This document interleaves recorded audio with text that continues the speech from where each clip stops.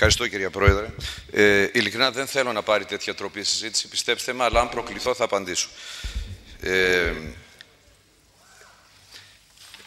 Σέβομαι τις απόψεις του κ. Βαρδαρού, αλλήμον ένας εξαιρετικός συνάδελφος, έχει επαφή με το χώρο, άρα γι' αυτό βρίσκεται εδώ, για να μας μεταφέρει τις απόψεις, τις γνώμες του, τη γνώμη του, αλλά στην τοποθέτησή του δεν ακούστηκε παρά μόνο μία φορά η λέξη ηθοποιός. Αναφέρθηκε τους σκηνοθέτες και τους παραγωγούς. Θα ήθελα να ρωτήσω τον κύριο Βαρδαρό σε ποιο σημείο εμπλέκεται ή προσβάλλεται το επάγγελμα του ηθοποιού στο συγκεκριμένο νομοσχέδιο και αν αναφερθείτε στη μοριοδότηση, που προφανώς εκεί μάλλον θα ακουμπήσει η τοποθέτησή σας, προφανώς δεν έχει μεταφραστεί σωστά η έννοια της μοριοδότησης. Πού αλλού εμπλέκεται ή προσβάλλεται η λέξη ηθοποιός, η έννοια του ηθοποιού, το λειτουργήμά του στο συγκεκριμένο νομοσχέδιο. Κύριε Βούρου, σας παρακαλώ την ερώτησή σας. Κύριε Παπαδόπουλε, είχαμε την τύχη να βρεθούμε κάθε των τελευταίων μηνών 2-3 φορές και να ανταλλάξουμε απόψεις, για μένα ιδιαίτερα διαφωτιστικές.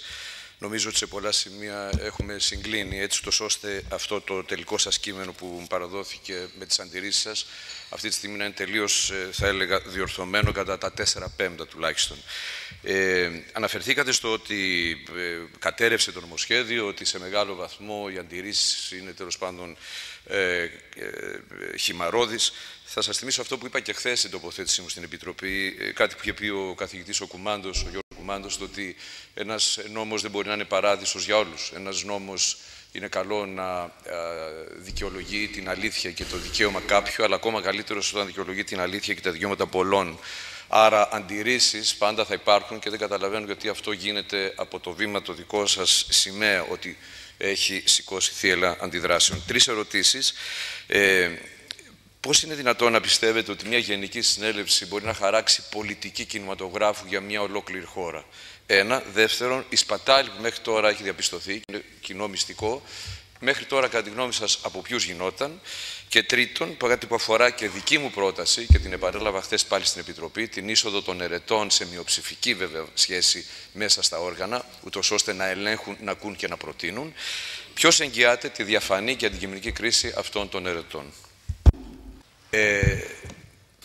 Κύριε Πρόεδρε, απλά θα ήθελα να αναφερθώ σε κάτι που λέγεται κατά κόρον. Να κάνετε, όχι να μην αναφερθείτε. Κάντε την ερώτηση. Βοηθήστε, κύριε Βούρο. Βοηθήστε. Κύριε Πρόεδρε, σας παρακαλώ. Αν δεν επαναλάβω ότι έχει ακουστεί, δεν θα συνειδητοποιήσει κανείς, δεν θα καταλάβει κανείς τι ερώτηση κάνω. Και χάνουμε και τον χρόνο, δεν είχα κάνει τώρα την ερώτηση. Αναφερθήκατε στο θέμα της παραγωγής και όχι της τέχνης. Είναι κάτι το οποίο το επαναλάβαμε και χθες στην Επιτροπή. Είναι κάτι σαν να δειλίζουμε τον κόνο πατέρα κατά πίνουμε την κάμπυλο. Τι είναι τέχνη? Θα μπούμε σε μια διαδικασία να ορίσουμε εδώ τι είναι τέχνη, ότι επί δεκαετίες προσπαθούμε να ανοίγουμε, γράφονται βιβλία επί βιβλίων, τόμοι, ολόκληρη δοκίμια. Η παραγωγή σαφώς εμπεριέχει την τέχνη. Και η τέχνη θεσμικά περιέχει την παραγωγή. Δηλαδή, μην μπούμε σε αυτή τη διαδικασία να αναλύουμε γιατί αναφέρεται στην παραγωγή της κινηματογραφικής παραγωγής, στην διαδικασία της κινηματογραφικής παραγωγής και όχι στη διαδικασία της κινηματογραφικής τέχνης. Αυτό είναι σαφές. Ενώ η ερώτηση, εάν παραμείνει η πρόταση ως προς τη διαδικασία, προστατεύει τη διαδικασία της κινηματογραφικής παραγωγής και της τέχνης, τι αλλάζει σε ένα ολόκληρο νομοσχέδιο?